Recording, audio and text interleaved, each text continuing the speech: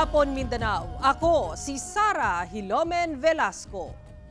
Gibati ko sa publiko ang pahayag ni PNP Chief General Romel Marbil nga dili daw tanang nagagamit og illegal nga droga, adik. Ang detalye sa live report ni Jandy Esteban. Jandy. Sara, mihatag og pagpaklaro ang Philippine National Police kalabot sa pahayag sa Chief PNP na out of context matud pa kini sa katawhan. Atong sayron. Miani ug managlahing komento ang nahimong pahayag ni PNP Chief General Romel Marbil sa usa ka interview. Sumala niya, ang mga nagagamit og illegal nga droga dili daw adik kay gigusto nila nga mamahimong adik. Kung dili, ang mga drug users daw nagagamit aron batukan ang katulgon, labi natong mga empleyado nga kinahanglan mo mataog dugay tungod sa trabaho. Unsa kaha ang masultis mga nabawenyo kalabot niini? Dili ta maggamit ana kay makadaot man na sa to ang kuan. Lawas. Labi na sa tong pangutok. Para sa ako, maulagin ako ingon kung mayo ang tumong sa paggamit sa shabu, okay ra.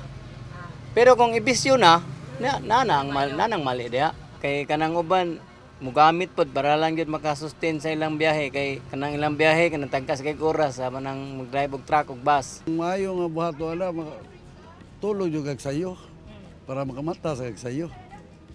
Kay kung kuan pagka nasamot na yun kay hindi nakamatag sayo. Para sa ako, dili siya okay kay pawala siya sa panguna-una. Wala ang iyang concentration gani sa iyang kinabuhi. So, dili gyud na siya maayo para sa tao.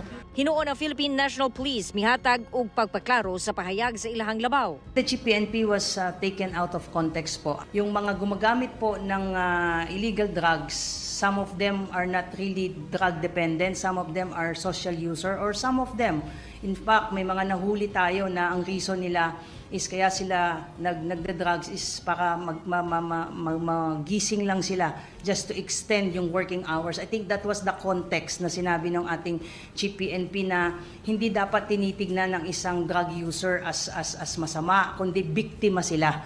Kasi meron ding economic side. Ang Davao City Police Office wala na may komento kalabot sa pahayag. Basta parayon ang ilahang paggukod sa mga adik sa illegal nga droga.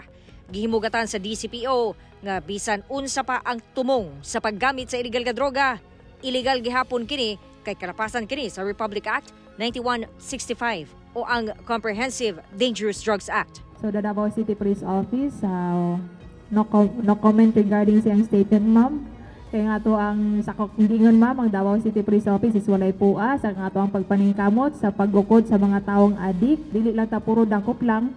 No, so naputay ginabuhat nga mabag-o ang mga tawang involved sa illegal activities.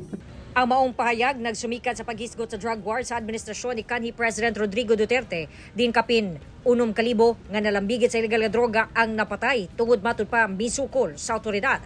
Samtang miabot sa 1 ka milyon ang mitahan sa gobyerno.